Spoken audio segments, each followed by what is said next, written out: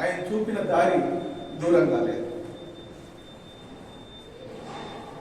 చాలామంది జ్ఞాపకం ఉంచుకోవచ్చు, చాలామంది బాధపడవచ్చు, కానీ ఆయన మనందరికీ ఒక మార్గాన్ని, ఒక దారిని చూపెట్టిపోయింది.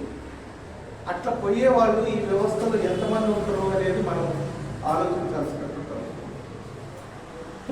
నాకు వాస్తవంగా నేను విద్యార్థి సంఘంగా ఉన్నప్పుడు 98లో పరిచయం.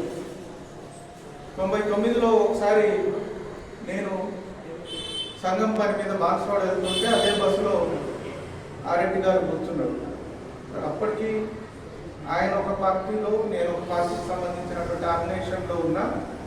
మేమిద్దరం పక్కపక్కన కూర్చోవడంతో ఒక గంట సేపు మాట్లాడుకునేటువంటి సందర్భం వచ్చింది.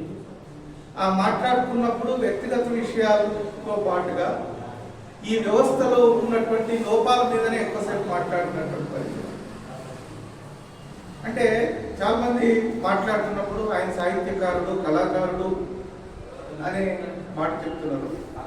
కానీ ఆయన సాహిత్యం, కళలు ఉపయోగించింది, చేసింది కూడా ఈ వ్యవస్థలో ఉన్నటువంటి ఈ తారతమ్యాలు, ఈ అసమానతలు ఇవి పోవాలా, అట్లా పోవటానికి ఆయన ఒక మార్గాన్ని ఎంచుకున్నాడు తప్ప ఆయన ఆలోచన, ఆయన మార్గం ఈ అసమానతలకు వ్యతిరేకంగా, ఈ తారతమ్యాలకు వ్యతిరేకంగా, ఈ వివక్షతకు వ్యతిరేకంగా జరిగినటువంటి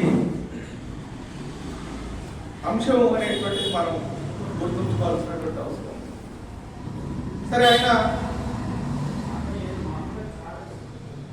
తన ఆలోచనలని సాధించాలంటే తనకున్నటువంటి అప్పటిదాకా ఉన్నటువంటి మార్గం సరిపోదేమో అనేటువంటి అభిప్రాయానికి కూడా వచ్చినటువంటి పరిస్థితి. ఎందుకు ఆ ఉన్నటువంటి మార్గంలో తన ఆలోచనలని, తన గమ్యాన్ని చేరుకోవాలంటే అసాధ్యం అనేటువంటి ఆలోచనతోటి వారు అందులో ఉన్నటువంటి కొంతమంది మిత్రుల్ని కలుసుకొని చర్చించి ఈ మార్గం కాదు మనం పోవాల్సింది అనేటువంటి ఆలోచనతో సిపిఎం పార్టీలోకి వచ్చినటువంటి పరిస్థితి కూడా. మేము ఆ ఉన్న 4 సంవత్సరాలు 5 సంవత్సరాల కాలంలో అనేక అంశాల మీద ఆయన డిబేట్ చేసేవాడు, చర్చించేటువంటి వాడు. పార్టీ ఒక అంశం మీద నిర్ణయం, చర్చ జరిపిందంటే ఆయన అభిప్రాయం చెప్పకుండా ఓకే అని చేతులు లేపినటువంటి పరిస్థితి లేదు. దాంట్లో ఉన్నటువంటి లోటుపాట్లు, లోపాలు, మంచి అంశాలు వీటన్నిటిని కూడా చర్చించేటువంటి, పరిశోధించేటువంటి ఒక తాత్విక చింతన కలిగినటువంటి వ్యక్తి మన ఆర్ఎంపీ గారు.